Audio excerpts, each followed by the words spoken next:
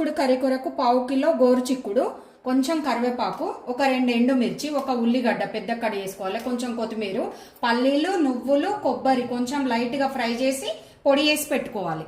ఈ కొరకు ఒక పాన్ కుక్కర్ పెట్టిన ఆవాలు, జీలకర్ర, ఎండుమిర్చి, కరివేపాకు, ఆనియన్, అల్లం వెల్లిపాయ పేస్ట్ కొంచెం ఫ్రై అయినాయి. ఇందులో గోరు చిక్కుడు వేస్తున్నా, కొంచెం ఫ్రై చేసుకోవాలి. ఇవి ఫ్రై అయిపోయినాయి. అందులో ఉప్పు, కారం 2 వేసుకోవాలి. ఉప్పు, కారం, ధనియాల పొడి, చింతపండు రసం, నువ్వుల పొడి వేసిన, వాటర్ పోసిన. ఇప్పుడు 4 విజిలీలు రావాలి. ఇది చిక్కుడు కర్రీ రెడీ అయిపోయింది. చాలా బాగుంటది. ఇది చపాతీకైనా అన్నంలకైనా.